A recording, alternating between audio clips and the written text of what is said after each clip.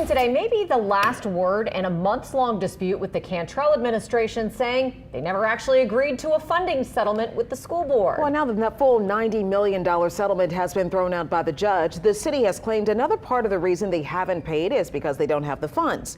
Alyssa Curtis joining us in studio right now. Alyssa, how did we get to this point?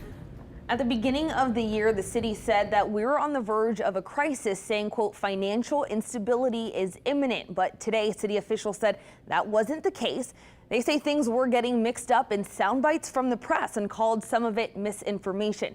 They say the city is now not in a fiscal crisis and they'll work to figure this out with the school board. The Orleans Parish School Board will get some of the money the city allegedly agreed to in a settlement last year, according to a ruling from a judge Wednesday.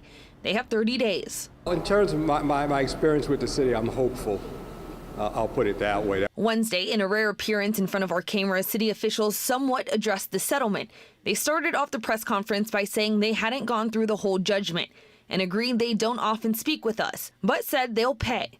Officials seemed offended when they were asked if they can be trusted to meet that deadline. We're trying not to raise the rhetoric to say, can somebody be trusted? The city of New Orleans has always taken care of its business. But they evaded the December 31st, 2024 deadline to pay up. Early this year, when asked about it by the city council, city officials said they didn't have the funds.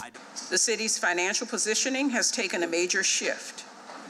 What once was considered an effort of recovery has reached critical levels to maintain our general fund balance. According to our partners at the Times-Picayune, Chief Financial Officer Romy Samuel said financial instability is imminent. When asked Wednesday if that was a false statement, they said government isn't black and white. Officials said things weren't always sound bites that the media presents, but press showed them direct quotes. That is not a binary question, because it could be true if something unpreventable happens in the future. I think any presentation on the financial picture has to be fluid. And I understand that those statements were probably an overemphasis, and I would not have used them personally speaking, but that is what was out there, and that is what I'm having to unfortunately explain right now. They say the budget outlook was different at the beginning of the year. When our financial team took a careful look at that, we had just come off of the January 1 thing. As the CAO and the financial team looked at it, they were just looking strategically, okay, how do we make sure that looming with this, how we navigate going forward. But the money was due in December before the attack and the snowstorm. When these concerns were brought up, the city said it can't be boiled down to a soundbite by the press and said news stations were mixing things up. They said government isn't black and white.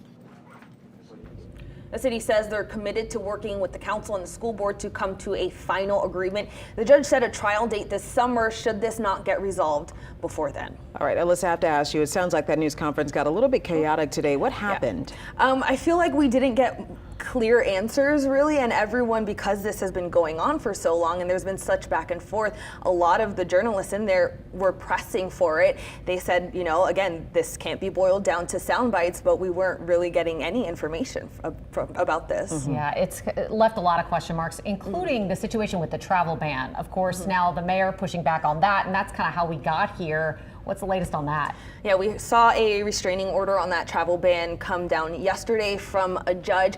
Today, the city says that none of that money will come from city funds. We kind of asked where it's coming from, how much needs to be paid. Again, we didn't really get clear answers except that they said this will not come from city funds. So we're still waiting to see exactly how that will play out as well. Obviously, Councilmember J.P. Morrell saying that this trip may not be reimbursed as we were initially told. So I think there are a lot more questions there as well. Absolutely. This is still an ongoing situation, so we're going to stay on it, of course. All right. Thanks so much, Alyssa. And we're going to, of course, continue to have our coverage of the efforts to hold the Cantrell administration accountable for that funding. So look for the latest updates on our website, our free smartphone app, and our social media pages.